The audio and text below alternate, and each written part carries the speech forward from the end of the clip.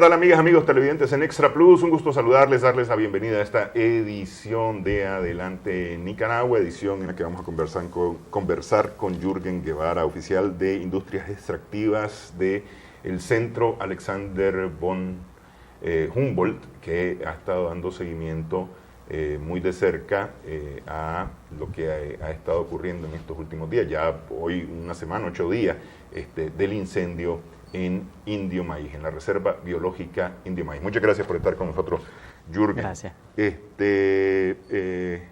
Lo cierto es que nos hemos centrado, me da a mí la impresión, en Indio Maíz, porque es como lo más grave, y es total y absolutamente innegable que sea lo más grave. Pero el viernes, cuando el gobierno anuncia la alerta María, habla de incendios en 10 departamentos del país, en varios municipios, en 10 departamentos del país, y efectivamente vos ves los mapas de calor, los mapas donde hay un calor inusual, y entonces efectivamente ves prácticamente toda la franja norte de Nicaragua con reportes de incendios o de mucho calor.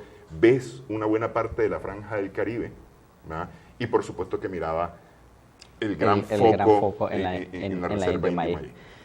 Sí, efectivamente, nosotros hicimos un monitoreo del primer trimestre, enero-marzo 2017, y lo comparamos con el trimestre que ya pasó, enero-marzo 2018. Y efectivamente pudimos constatar de que los puntos de calor del satélite MODIS y del satélite BIRS, que pertenecen a NASA, han registrado principalmente para el periodo de marzo, en comparación, si comparamos marzo 2017 con marzo 2018, tenemos una ocurrencia el año pasado de 607 incendios confirmados por los satélites de NASA. Al marzo de 2018 ya tenemos una ocurrencia de 1087 incendios confirmados por ambos satélites. Entonces vemos de que prácticamente la ocurrencia de los incendios forestales, sobre todo para el periodo de marzo, que dicho sea de paso es uno de los periodos más calientes que tenemos en nuestro país, prácticamente se duplicó. Se duplicó, y los focos se han concentrado principalmente todo lo que es, como ya mencionaba, la franja del Caribe Norte, todo lo que es la parte de la región de la costa Caribe Norte, la parte norte sobre la zona de los Pinares, y obviamente la parte del corredor seco, que es en occidente, que está prendida como arbolito de Navidad, podríamos decirlo, prácticamente. Entonces, vemos de que es un comportamiento realmente inusual, o sea, el tema de que los incendios forestales se hayan incrementado de un mes a otro, y que prácticamente en un mes, en correspondencia con el año pasado, hayan duplicado su ocurrencia en el país. Ahora, esta es la época, marzo-abril es la época de los incendios, y voy a ponerlo entre comillas, forestales. Uno, porque estamos en la época de más calor del año, marzo-abril. Pero lo otro es la incultura, porque no voy a decir la cultura, la incultura agrícola en Nicaragua, de quemar los pastizales, disque para preparar la tierra. Sí, exactamente. Sí, es un hecho de que obviamente ahorita, enero, febrero, marzo, principalmente marzo y abril, son los meses de más ocurrencias de incendios, y precisamente por la cultura que se tiene en nuestro país de tener una cultura de roza, tumba y quema. O sea, es decir, la mayor parte de la preparación de las tierras agrícolas y agropecuarias se hace bajo el método de la quema. Y obviamente el tema de la cultura con la quema es el hecho de que los productores muchas veces no tienen control de las quemas. O sea, se hace la alusión, ¿no?, de que en teoría se tendría que hacer una quema controlada, pero en muchas ocasiones, debido a las condiciones climáticas y debido también a las condiciones de alta sequía que hay en la zona, el incendio se le sale de control. Y es ahí donde ya el fuego ya no es controlado, ya no se limita obviamente a la parcela de tierra donde se está preparando, sino que también afecta a otra área. Y esas otras áreas casi siempre, por lo general, son áreas de bosque que están circundantes a las parcelas donde los productores cultivan. Entonces realmente vemos de que estamos frente a esta tradición, a esta cultura, digamos, de preparar la tierra de esta manera, la cual no es una buena práctica en términos agrícolas, porque además la quema agrícola para preparación de la tierra realmente no ha demostrado, y está comprobado como en diversos estudios de taxonomía de suelo y de fertilidad de suelos, que realmente las quemas agrícolas no ayudan a la mineralización de los nutrientes y por ende a tener unos mejores rendimientos productivos. Sí, no, más bien todo lo contrario, es decir, los estudios lo que han demostrado es exactamente lo contrario, que la quema de suelos lo que hace más bien es debilitar Exactamente. y desnutrir los suelos. Exactamente, Sí. o sea, más que todo una manera más rápida de cómo descapotar el suelo para poder sembrar. Sí. Entonces realmente más allá de eso no tienes ningún otro beneficio adicional para la producción, entonces realmente no sirve de nada que vos hagas ese tipo de prácticas agrícolas. Ahora, voy a la coincidencia, qué cosa, que justamente donde se realizan las quemas, coincidentemente hay bosque. ¿Ah? Sí. Bueno, tenemos que recordar de que la frontera agrícola ha avanzado bastante consecuentemente y ha empujado las áreas de bosque y las ha relegado principalmente a lo que son las áreas protegidas que están dentro del sistema nacional. Entonces realmente tenemos un tipo de coexistencia dentro de las áreas de amortiguamiento, de las áreas protegidas donde hay actividades agrícolas intensivas y que también traspasan y trastocan las zonas de las áreas núcleo, que ese también ha sido uno de los grandes problemas que tenemos a nivel de las áreas protegidas, a nivel del sistema nacional en general. Se supone de que los planes de manejo de las áreas protegidas deberían de mandatar de que exista una franja restrictiva de uso agrícola o de cualquier otro uso productivo, y por eso es de que se hacen las zonas de amortiguamiento, porque se supone de que en teoría vos utilizas estas áreas para sacarle algún beneficio productivo o algún beneficio económico, no necesariamente tiene que ser la producción agrícola, pero sí también algún otro beneficio económico, y está el área núcleo de la reserva donde en sí no puedes hacer nada, más que conservar el recurso que tenés ahí. Ahora, esto de las quemas, yo te decía así, coincidencia, qué gran coincidencia, pero al final de cuentas, decir, yo como productor, hombre, qué lástima, se quemó el bosque, ni modo, voy a tener que sembrar. Voy a tener que sembrar. O voy a tener que hacer pastizales para mi ganado. Pero lo cierto es que es una barbaridad, porque, decir, más bien, yo he visto unas buenas prácticas en donde más bien se está conservando y creando más bosque o ayudando a que el bosque pueda expandirse, porque te resulta más beneficioso para la producción. Para todo lo que necesitas hacer como productor, ¿no? La conserva de agua o la cosecha de agua, incluso tenés pastizales para el tema de ganado que crece con bosque, y demás, y cosas así, y tu ganado está a la sombra, no se está deshidratando, etcétera. Pues tenés una cantidad de cosas, pero eso de repente como que a la gente se le olvida. Tengo la impresión, no te lo puedo asegurar, pero tengo la impresión que hasta el año 2017 más bien se había logrado controlar el tema de incendios forestales. Veníamos a la baja en incendios forestales. Sí, de hecho, si vos pones una cronología haciendo un zoom en el primer trimestre que fue que nosotros analizamos, enero-marzo 2017, de hecho tenés un incremento en los incendios forestales. Este año. Con respecto a este año. O sea, la tendencia es la misma, de enero, febrero, marzo 2017 a enero, febrero, marzo 2018. Porque para ponértelo en perspectiva, enero 2017 tenías una contabilización de 261 incendios registrados. Febrero 2017 se duplicó, ya tenías 427. Y marzo cerraste el trimestre con 607 incendios. Prácticamente 200 incendios más cada mes. Exactamente, prácticamente. De cara al inicio de las labores productiva. Exactamente. Ahora, enero 2018 tenés 193 incendios confirmados. A febrero ya tenías 358 y a marzo, cerraste ahorita el trimestre de marzo con 1087 incendios. Enero 18 contra enero 17 más bien tenía una baja. Exactamente. Igual febrero, pero si vemos marzo, que es el mes que más nos ha llamado la atención, realmente prácticamente es un pico, un disparo del tema de los incendios forestales, que obviamente se duplica con respecto al mes de febrero y se contraduplica con respecto al mes de marzo del año pasado. ¿Ya? Entonces realmente se le pone bastante atención porque, ojo, ¿qué pasó en el mes pasado? Pues, o sea, ¿por qué esta alza, este incremento de los incendios forestales? Entonces realmente vemos de que es preocupante, pues, obviamente, y sobre todo en las zonas donde los incendios forestales se han concentrado, obviamente. Ahora, muchos de estos incendios forestales, bueno, empiezan, vamos a decir que no son provocados en el sentido de mano criminal, sino que pertenece a las labores de preparación o de no preparación de la tierra para sembrar, ¿no? Y se salen de control, que es lo que hemos explicado hasta ahorita. Pero mano criminal, es decir, voy a crear aquí un incendio adrede para causar daño, como tal es menos si lo ponemos fríamente. Sin embargo, terminan causando daño, ¿no? Todos estos incendios terminan causando daño. En el caso de Indio Maí, estamos hablando de una cosa totalmente distinta y habría que ser como muy inocente muy naif para decir fue un incendio Más. que empezó por combustión espontánea, ¿no? Ahí porque está difícil. Si querés, vamos a hacer una primera pausa y hablemos por qué se puede pensar, porque hasta el momento nadie se ha atrevido a decirlo, digamos así, con todos los puntos, aunque sí se ha dicho de que ahí pudo haber una mano criminal. ¿Ah? Hacemos pausa, conversamos con Jürgen Guevara, oficial de Industrias Extractivas del Centro Humboldt.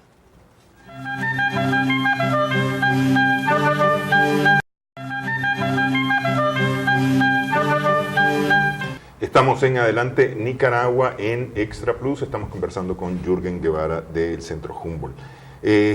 Decíamos antes de la pausa que habría que ser muy inocente para decir que en Indio Maí el incendio surgió de forma espontánea. Hay una declaración, te comentaba yo, de Amaru Ruiz, a AFP, a la Asociación Francesa de Prensa, que dice que en Siempre Viva, supongo que ellos tendrán la información, un campesino prendió fuego al monte y el fuego se le fue de control. Se salió de control. Lo que hemos dicho que son las causas principales de los incendios forestales. Pero ese es un foco y originalmente se registraban varios focos de incendios. Siempre Viva está un tanto al norte en la reserva Indio Maí y el principal punto de incendio ha sido más bien hacia el sur y hacia el este. Exacto. Exactamente, sí, realmente es bastante inusual y nosotros siempre lo hemos catalogado y lo hemos dicho de que realmente este incendio forestal realmente es muy inusual y es muy poco común, o sea, es decir, de que se combinen o que se conjuguen todos los factores para poder generar un incendio forestal, primero en la zona de Indio Maí y en segundo lugar de las magnitudes de las cuales está en este momento, es realmente insólito y inusual, o sea, es completamente fuera de lo común, comenzando por el hecho de que la zona de Indio Maí y la zona del Castillo, Río San Juan y de San Juan de Nicaragua es una de las zonas que más precipitaciones tiene en nuestro país. O sea, ahí tenemos registros históricos de 6 milímetros de precipitaciones anuales. Específicamente en esa zona llueve 10 de los 12 meses del año y los registros históricos de los pluviómetros de INETER han registrado lluvias todo el año. Entonces, realmente es una zona muy húmeda y para que se dé realmente un incendio forestal en esa zona y obviamente para que se salga de control de esas magnitudes, o sea, realmente no puede ser así pues a manera espontánea o simplemente pues porque se le prendió fuego a un charral y se salió de control realmente. Entonces ahí se tendría que esclarecer realmente bajo qué circunstancias, si fue provocado, bajo qué circunstancias y pues obviamente deslindar las responsabilidades correspondientes, si la hubiese, claro está, porque si se llegase a confirmar, estamos frente a un delito ambiental muy grave. Un delito ambiental gravísimo. ¿Cuál es la diferencia? A ver, antes que nos metamos a hablar de esto del delito ambiental, ¿cuál es la diferencia entre ese incendio forestal en Indio Maí y un incendio forestal de los que hemos hablado enero, febrero, marzo, digamos en el corredor seco? La diferencia principal es obviamente las condiciones climatológicas. El corredor seco obviamente se le conoce como el corredor seco obviamente porque es una de las zonas más secas del país. El corredor seco, para darte un ejemplo, Condega, que es uno de los municipios que pertenece al corredor seco, ha presentado uno de los registros históricos más bajos de precipitaciones en los registros históricos que se tiene de las normales climáticas. O sea, Condega, para ponerte un ejemplo, y que dicho sea de paso, Condega también es una de las zonas que más se afecta por incendios forestales, llueven apenas 800 milímetros al año. Y en algunos meses y en algunos años se han registrado a veces hasta precipitaciones de entre 700 y 600 milímetros anuales. O sea, si vos contraposicionás 600 milímetros versus 6.000 milímetros que cae en la reserva de Indio Maí, o sea, realmente es una diferencia abismal. Comenzando por ahí, además de que esos 600 milímetros obviamente se distribuyen únicamente en 6 meses del año. La reserva biológica de Indio Maí llueve prácticamente todo el año y los meses donde se disminuyen las precipitaciones siempre de hecho las tenés, solamente que en menor grado y en menor medida. Entonces prácticamente la diferencia es completamente diferente. Ahora, obviamente, los ecosistemas y la cobertura boscosa que tenemos en el corredor seco es obviamente un tipo de ecosistema que es mucho más propenso al tema de los incendios. ¿Por qué? Porque las características climatológicas te lo permiten. Son ecosistemas más secos, con poca cantidad de agua, tenés influencia de charrales, tenés influencia de matorrales, obviamente matorrales que están secos, y tenés suficiente material combustible para poder propagar un incendio fácilmente. Y especialmente la falta de humedad. Exactamente, sí. Especialmente la falta de humedad.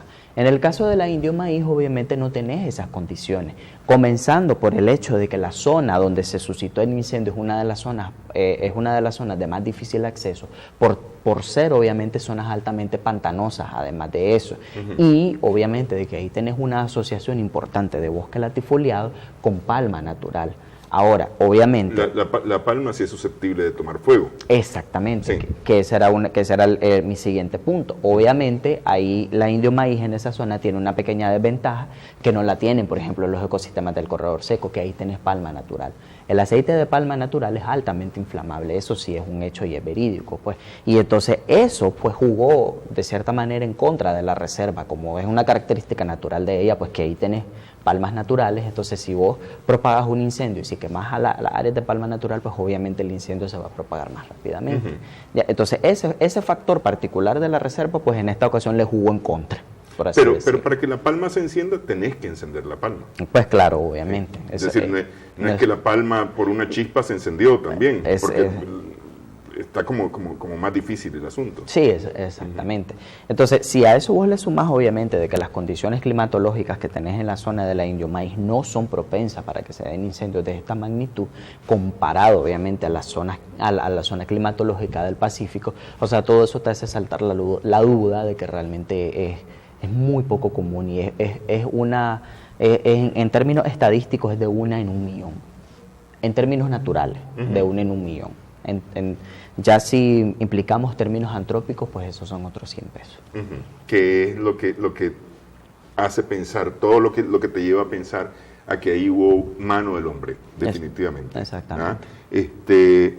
Ahora, lo que yo te decía, normalmente, bueno, además a esto hay que sumarle que Indio Maíz y la población en Indio Maíz, las comunidades en Indio Maíz, las comunidades indígenas han venido denunciando la presencia de colonos ya desde hace varios años, 10, 15 años, una presencia cada vez más fuerte, incluso más agresiva, porque hay gente que llega armada inclusive a intimidar a la población, para que salgan de su zona, con el propósito de hacer crecer la frontera agrícola. Sí, realmente es un hecho de que el problema de la ganadería en la zona de la indio maíz es uno de los problemas que más ha estado afectando, y realmente obviamente por todo el tema del avance de la frontera agrícola y porque obviamente cada vez más se buscan más y más zonas para meter más ganado.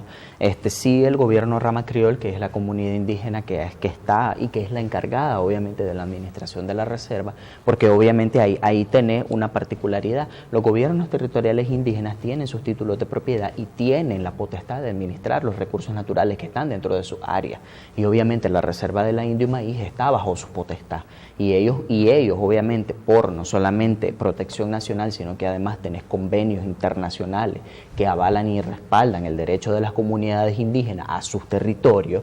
Entonces tenés un doble conflicto y obviamente tenés un doble choque cuando tenés estos problemas de ganaderos que entran a la reserva biológica. Uno, por el tema de la tala, el desplazamiento y la destrucción de los recursos naturales, y otro porque obviamente tenés un problema intenso y conflictivo en el tema de la tenencia de la tierra en esa zona. Aquí en Indio Maíz lo que se ha planteado básicamente es tomar las tierras para convertirlas en zonas productivas, que no es tan así al final de cuentas, porque Indio Maíz es productivo como tal. Eso es algo que tiene que ser... Lo que pasa es que, a ver, es productivo, pero no genera riqueza en el bolsillo de alguien. Sí. Esa es la gran diferencia. Exacto. Mientras que la tenencia de la tierra sí genera en el bolsillo de alguien riqueza. Esa es digamos, la forma de verlo. Pero Indio Maíz tiene su riqueza, claro, sí, y genera riqueza para el país. Claro. al final de cuentas. En términos de la riqueza biológica de la reserva, o sea, realmente estamos hablando de que no solamente es uno de los pulmones de Centroamérica. O sea, la reserva biológica de Indio Maíz tiene una capacidad de almacenamiento de carbono y junto con la reserva de Bozaguas, que está en el norte, que es equiparable con las grandes masas boscosas de la Amazonía, por ejemplo. Y no por nada se le ha determinado los pulmones de Centroamérica. Ahora, solo para ponerte en perspectiva, tanto la reserva biológica de Indio Maíz como la reserva de biosfera de Bozaguas en el norte captan casi la misma cantidad de agua que lo hacen los grandes bosques de la Amazonía y las grandes zonas inundadas. Solo para ponerte en perspectiva, en términos de la precipitación y en términos del almacenamiento de agua que ambos refugios de bosque generan en términos de su captación. Y sin mencionar obviamente la riqueza biológica que tenemos. En la zona del Indio Maíz existen especies de aves que están en alto peligro de extinción y que están protegidas por convenios internacionales. Para ponértelo en perspectiva, por ejemplo, existen poblaciones de lapas verdes que todavía se mantienen con gran vigor y grandes poblaciones que no se encuentran en otras zonas del país, por ejemplo. Y la lapa verde es una especie que está altamente amenazada por la caza indiscriminada y por la destrucción de su hábitat. Y entonces, de que puedas tener un refugio y un santuario para esta especie, que dicho sea de paso, nuestro país está obligado a conservarla porque ha sido suscrito y firmante de tratados internacionales, como por ejemplo el de la Unión Internacional por la Conservación de la Naturaleza, la UICN, y el Tratado Internacional para la Protección de Especies Amenazadas por la Exportación Ilegal de Fauna Silvestre. Entonces, esos son tratados internacionales de los cuales Nicaragua es suscrito y tiene el deber y la obligación de conservar las áreas de bosque para así mismo conservar estas especies que están así mismo relacionadas con los ecosistemas. Que es ahí la riqueza que tiene esto versus la riqueza que va a parar al bolsillo de una única persona, ¿no? O de algunas personas que pueden tener ahí interés sobre esta zona. Pero todo esto, decíamos, ha venido principalmente desde el oeste, es decir, desde el área, digamos, yendo de San Carlos hacia la costa, yendo del Castillo, de toda esa zona hacia la costa. Y estamos hablando de la amenaza para 3.000 kilómetros cuadrados, que más o menos es el área que ocupa Indio Maíz, con la reserva, con el refugio y demás. Sí. Sí, de hecho tenemos que recordar que el incendio realmente comenzó en el refugio de vida silvestre Río San Juan. O sea, todo lo que en el sistema integrador de las áreas naturales protegidas, la Indio Maíz está conformada por lo que es la reserva biológica propiamente dicho de la Indio Maíz y el refugio de vida silvestre del Río San Juan, que lo conforma el ámbito marino costero y obviamente todo lo que es la zona de influencia del río propiamente dicho. Entonces sí, el incendio comenzó dentro de lo que es la parte del refugio de vida silvestre y se extendió hasta penetrar la zona de la Indio Maíz, a tal punto de que al lunes 9 de abril, la última cifra que nosotros publicamos fue de 5.200 hectáreas, un poco más de 52.7 kilómetros cuadrados afectados, de los cuales el 45% ya está dentro de la reserva biológica y el restante 50% está dentro del refugio de vida silvestre.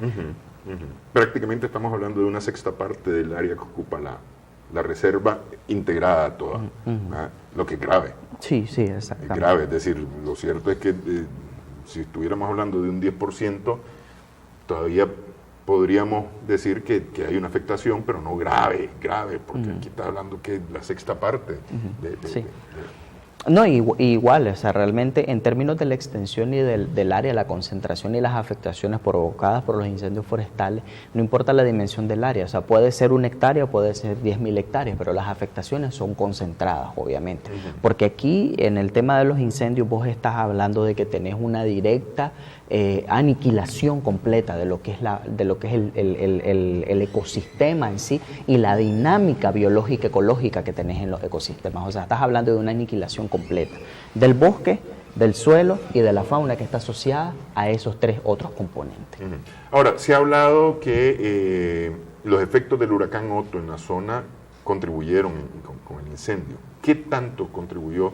Es decir, ese bosque tumbado que quedó después del huracán Otto.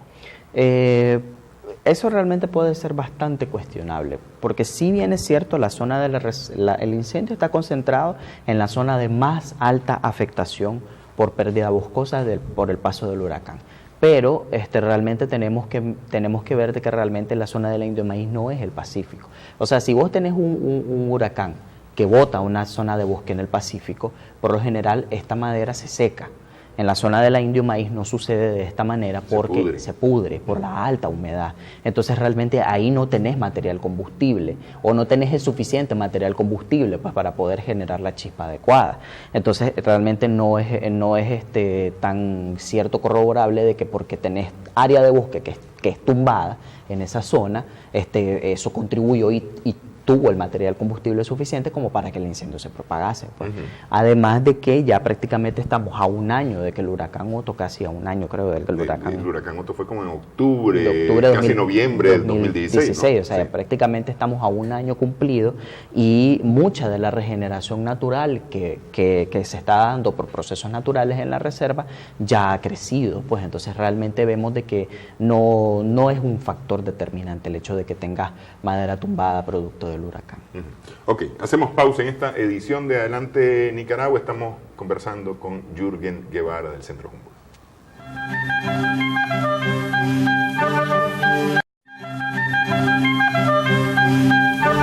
Seguimos en Adelante Nicaragua en Extra Plus. Estamos conversando con Jürgen Guevara, que es oficial de Industrias Extractivas del Centro Alexander von Humboldt en Nicaragua. Viendo las imágenes del viernes, sábado, las imágenes que se publicaron, no las fotografías, sino más bien las imágenes de satélite, decíamos que se miraba una cantidad de fuegos en la zona de Indio Maíz que este miércoles está bastante reducido. Está bastante reducido, lo que implicaría, digamos, diría yo, que el helicóptero apagafuego mexicano ha surtido algún efecto, ¿no? ¿Cómo es el proceso para los incendios? Porque, es decir, esto no es agarrar la manguera y echas agua. ¿Cómo es el proceso? Es decir, yo como lo entiendo que primero tenés que controlar. Sí. Controlar para evitar que se propague. Exactamente. Y después apagar. Exactamente. Tenemos que recordar de que para que se suscite un incendio forestal o cualquier tipo de incendio, pues obviamente está lo que se conoce como el famoso triángulo del fuego. El famoso triángulo del fuego es obviamente el material combustible, el oxígeno y una chispa inicial o un detonante inicial. Para vos poder apagar un incendio, vos tenés que romper este triángulo. O quitas el material combustible, o quitas el oxígeno, o bueno, ya la chispa ya no la podés evitar, obviamente, pero lo que tenés que hacer es buscar cómo romper este triángulo del fuego para vos poder detener entonces el incendio. Sí. Entonces sí, obviamente lo primero, el primer trabajo y de cara a las labores de prevención y atención de este desastre es contención, para evitar de que se siga propagando. En segundo lugar, una vez de que tenés contenida la situación, te concentras en apagar lo que está actualmente ardiendo. Entonces realmente básicamente es el procedimiento que se tendría que seguir para poder controlar en este caso los incendios forestales. De ahí el trabajo que estuvieron haciendo los voluntarios, digamos jueves, viernes, sábado, porque ahí se trabajó mucho con los voluntarios, ¿no? Miembros de la comunidad, algunos llegados específicamente para trabajar en esto, y no sé si hubo autoridades gubernamentales, es decir, bomberos o algo metido en estos primeros días. Estoy hablando de jueves y viernes, porque luego del viernes y el sábado es que empiezan a entrar el ejército y demás, ¿no? Sí, sí. Pero estos empiezan a trabajar primero las rondas.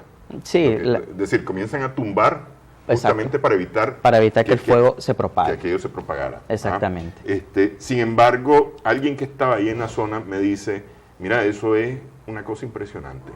Pasa el río como que estuviera pasando por puente. El fuego pasa el río como que esté pasando por el puente. Y pasa al otro lado y enciende al otro lado y continúa su camino. Lo que convertía de alguna manera en bien difíciles las labores que están realizando.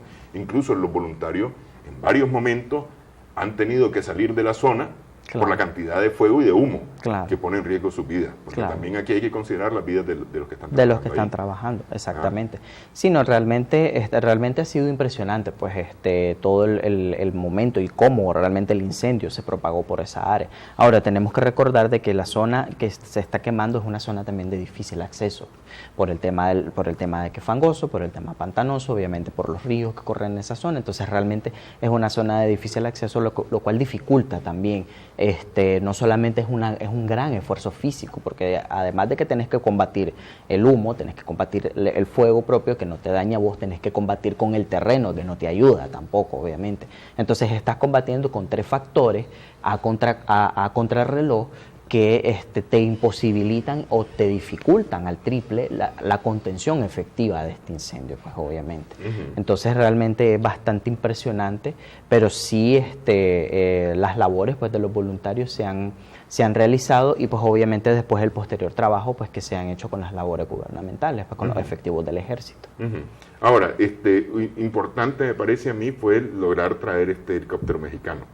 Sí, nosotros decíamos de que era importante de que se pudieran unificar esfuerzos, porque estamos de cara a una emergencia que en este caso debería ser considerada de carácter nacional por la importancia que tiene la reserva, no solamente para el país, sino a nivel internacional. Tenemos que recordar de que la reserva de Indio Maíz está dentro de una categorización muy importante a nivel internacional, o sea, es reserva de biosfera declarada por la UNESCO. Y Nicaragua tiene la gran privilegio y la gran ventaja de tener ahora ya son 3 reservas de biosfera aprobadas y publicadas por la UNESCO.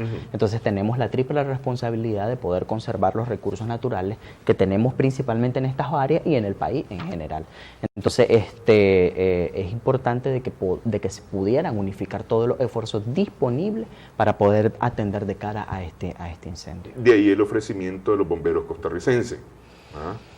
Sí. Que yo me quedo pensando realmente, es decir, y después de ver el comunicado del Ministerio de Gobernación de Nicaragua, acerca de lo que sucedió con los bomberos nicaragüenses, porque claro, la primera viene y te dicen es que Nicaragua rechazó a los bomberos costarricenses.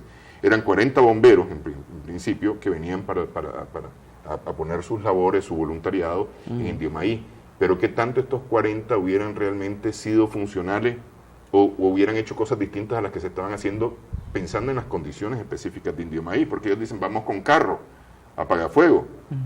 Pero ahí no puedes meter un carro apagafuego. Es decir, las condiciones no te permiten en este momento meter ahí un carro apagafuego. No, claro. Realmente es evidente de que se tiene que hacer una evaluación realmente de las condiciones y qué es lo que estás haciendo. Ahora, es evidente de que capacidades institucionales realmente hizo falta, pues, realmente, porque nosotros no, las capacidades institucionales fueron superadas porque obviamente nunca se habían enfrentado a un incendio de esta magnitud. Obviamente no tenemos la experiencia, como digamos. No es el mercado oriental.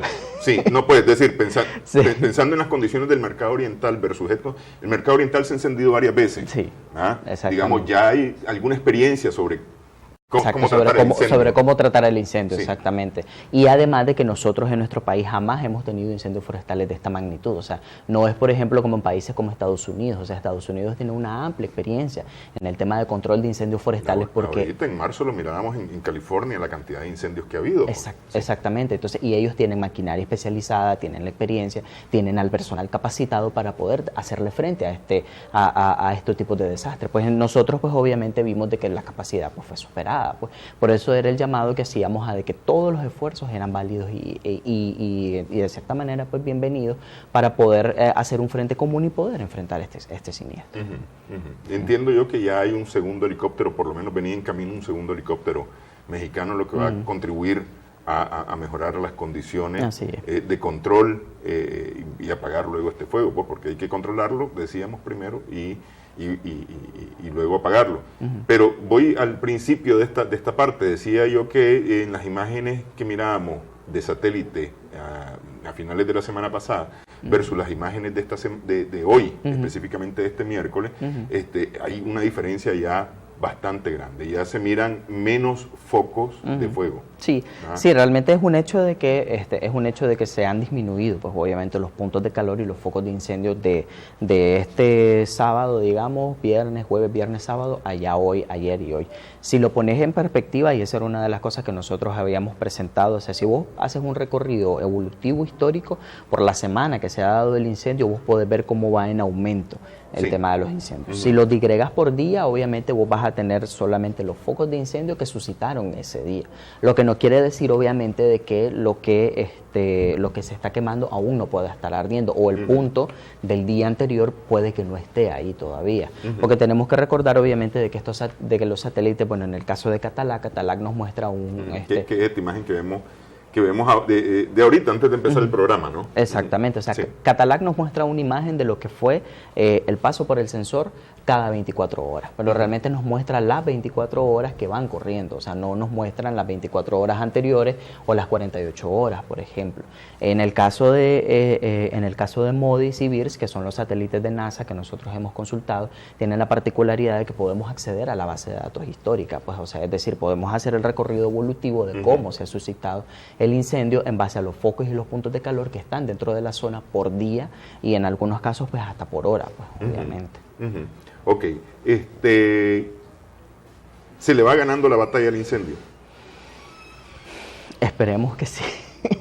Esperemos que sí, pues obviamente, porque al final lo ideal y lo importante es de que se pueda controlar este incendio lo más pronto posible. Y nosotros esperamos pues de que ya tiene una semana y esperamos de que este incendio no se vuelva incendio de 2 semanas o de 3 semanas, sino que realmente pueda ser controlado en el momento y en el punto en el que estamos. Pues, o sea, es lo ideal de que pueda ser controlado lo más inmediatamente Ustedes posible. lo que tienen es información de ayer todavía, ¿no? Nosotros tenemos la última actualización es del 9 de abril. Del 9 de abril. Exacto, del 9 de abril, del lunes. Exacto. Y esa información es con gente que ustedes tienen ahí en el lugar. Esa información nosotros las trajimos de los 2 satélites que ya te mencioné anteriormente, MODIS y VIRS, que son los satélites de NASA, los cuales tienen una resolución aproximadamente de 1 kilómetro, el sensor infrarrojo. Entonces, hasta el 9 de abril nosotros contabilizábamos las 5.200 hectáreas. Obviamente, con el posterior análisis de los siguientes días, que sería el día de ayer y el día de hoy, puede que exista una variación en cuanto a las áreas, a las áreas afectadas. Lo que pasa es que golpe dado, como se dice popularmente, no tiene quite. Es decir, lo que está quemado, es decir, eso no lo vamos a recuperar ahorita. Exactamente. Pero hablando con el doctor Jaime Inser, no ahorita, hablando con el doctor Jaime Inser para otra ocasión, él no es exactamente partidario de mandar brigadas a reforestar. Él dice que el bosque se puede reforestar solo, y es lo que estaba sucediendo después del huracán Otto. Así es. Tenemos que recordar de que la resiliencia de los bosques tropicales húmedos no es la misma la resiliencia de los bosques secos. O sea, los bosques húmedos tienen una capacidad de recuperarse de los eventos naturales de una manera un poco más rápida, obviamente debido al contenido de humedad que tienen y a la dinámica que tienen en los ecosistemas. Los bosques tropicales secos también tienen su proceso de recuperación, pero es un proceso un poco más lento. Obviamente porque el detonante y la dinámica para el crecimiento de las plantas es la luz solar en principio y el agua y los nutrientes. Y la Reserva Biológica de Indio Maíz cuenta con todas esas características. Entonces realmente el que la reserva pueda recuperarse, se estaba recuperando del huracán Otto y puede recuperarse obviamente de este siniestro, de este incendio. Pero hay que dejarla. Exactamente, es un hecho de que tenés que fomentar más bien los procesos de regeneración natural.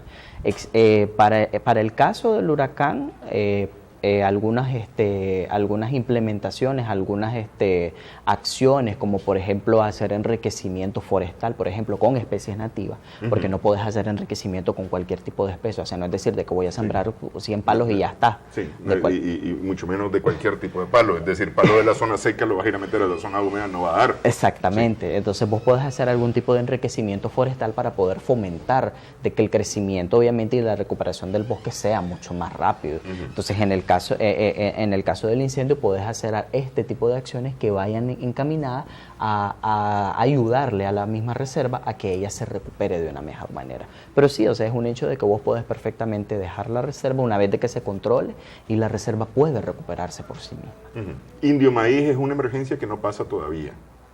Estamos todavía viviendo la emergencia de Indio Maíz. Así es. ¿Verdad? Pero podemos hablar ya de elecciones. Te dejo la pregunta para una pausa, para que la penses un ratito. Y tras la pausa hablamos acerca de elecciones que podemos ir aprendiendo de esta emergencia en Indio Maíz.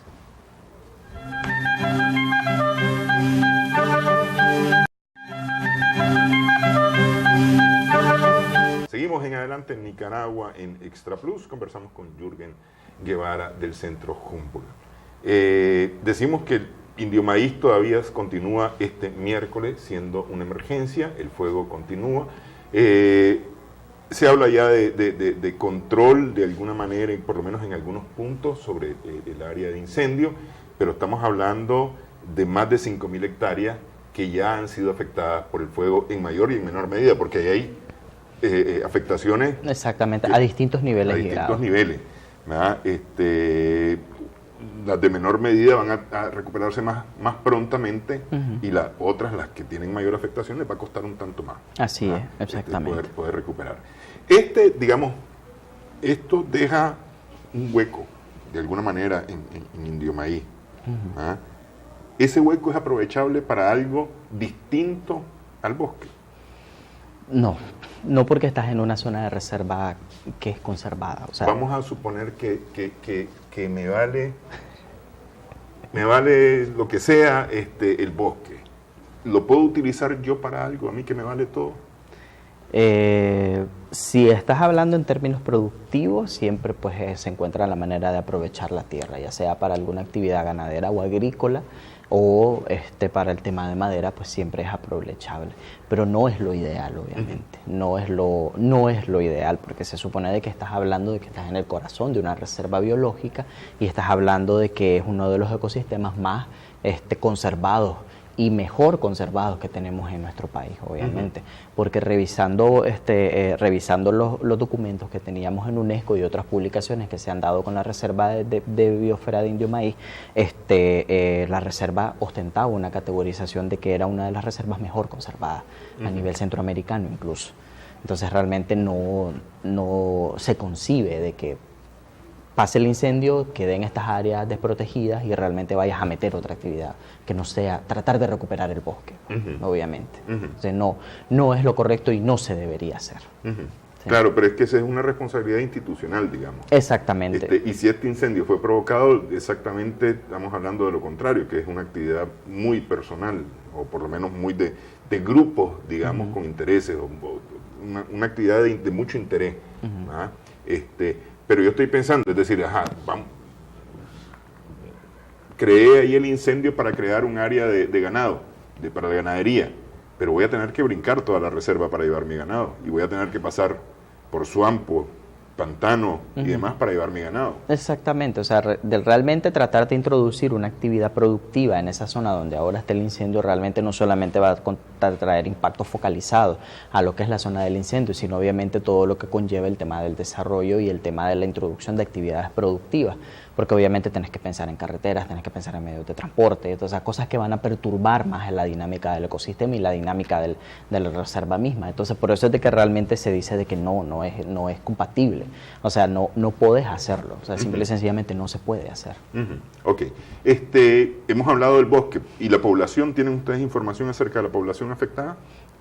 Bueno, como la reserva o donde se está dando el sitio del incendio había una afluencia de poca población, pues realmente no se nos ha llegado reportes de que haya población mayormente afectada. Porque ahí está la población rama creol. Exactamente, ahí están. Y tienen residencia en exacto, ese ellos tienen residencia dentro de la reserva, pero pues hasta el momento no se nos ha informado de que haya población mayormente afectada, pues más que la zona donde está focalizado el incendio. Porque se hablaba de evacuación de población y demás, ante la amenaza de las llamas, creo que Fresh Creek o una cosa de esas, estaba la Cangrejera, etcétera. Obviamente se hablan de esas acciones porque son acciones preventivas, obviamente. En el caso de que el incendio no se pueda controlar y se propague hacia allá zonas más altamente pobladas, pues entonces lo ideal es de que esas zonas estén deshabitadas, pues para no generar el doble de víctimas, si es que ya la hay con el tema del incendio. Ok. Sí. Lecciones que nos puede dejar esto. Ya empezar a pensar en lecciones, porque es decir, ya aquí el día de mañana se enciende una chispa en Bozaguá, esto nos puede ayudar a entender o a pensar en qué se debe hacer. Bueno, en primera instancia, preparación. Pues obviamente estamos frente a la variabilidad climática, estamos frente a los embates del cambio climático, o sea, las temperaturas cada vez son más grandes, las precipitaciones cada vez disminuyen y obviamente se cocinan en la palestra las condiciones ideales para que haya un incremento de los incendios forestales. Y de hecho que ya lo hemos visto, pues, o sea, las condiciones de variabilidad en nuestro país, principalmente en la zona del corredor seco, hacen de que cada vez sea más ideal el tema de los incendios forestales. Entonces, pues creo que lo ideal es de que podamos contar con mejores capacidades, que podamos contar con una mejor capacidad de respuesta para poder darle una salida más adecuada, para poder conservar mejor nuestros recursos naturales y obviamente para poder conservar ante estos inminentes desastres. Hasta el día de hoy, incendios forestales en el corredor seco, digamos, han podido ser controlados porque hay acceso. Y esa es una enorme ventaja, digamos, en el corredor seco. Sin embargo, en esta zona tropical húmeda estamos hablando de total y absoluta falta de acceso. Y meter medios para apagar fuegos ahí ha sido uno de los principales pegones. Por eso la ayuda mexicana ha sido fundamental hasta este momento. Claro. Sí. Claro, obviamente todo eso es parte de la preparación, pues, o sea, vos tenés que buscar cómo prepararte para todos los escenarios posibles, o sea, y contemplar todos los escenarios posibles, pues es obviamente desde los más probables hasta incluso los menos probables, pues obviamente en el caso de la Indio Maíz es uno de los menos probables, de hecho, y de hecho es el menos probable. Sí. Pero pues es evidente. Pero ya vimos que ocurre. Sí, exacto, pero realmente tenés que estar preparado de cara a todos los escenarios y cómo va a ser tu capacidad de respuesta. Ahora, Centroamérica como tal no está preparada para dar respuesta a esto. A nivel de Centroamérica, pues se han tenido muy buenas experiencias.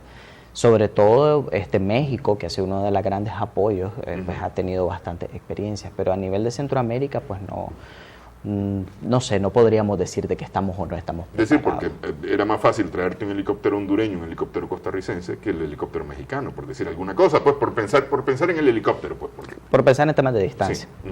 Claro. Sí. Pero ninguno tiene. Sí.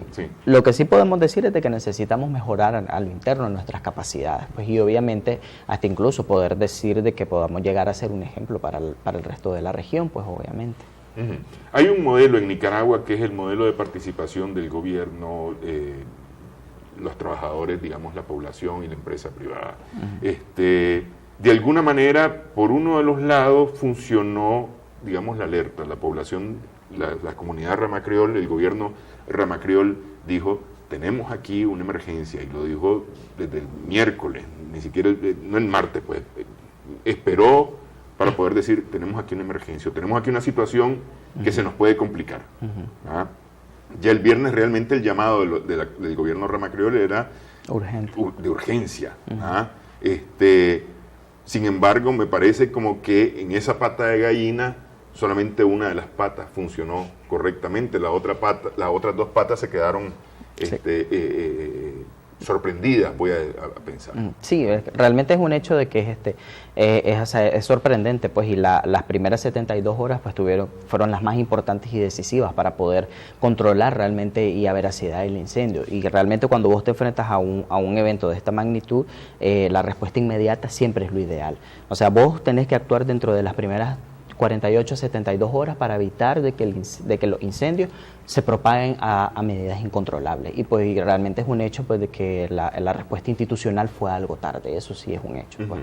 Entonces, pero realmente vemos de que el aviso fue a tiempo, fue durante el periodo establecido, pero pues la respuesta fue más tardía y eso valió con bastante peso, pues el hecho de que estemos ahora en la situación en la que estamos. Sí. Bueno, son lecciones que hay que aprender, me parece a mí, y hay que ponerle atención. Hay que ponerle atención y todos debemos de ponerle atención, me parece, porque al final de cuentas la Reserva Indio Maíz nos pertenece a todos, no le pertenece es decir, sí, es parte del gobierno Rama Criol, es parte de las comunidades indígenas en esa zona, pero es de la humanidad. Así es. Es de la humanidad. Así es. Ya nos trasciende.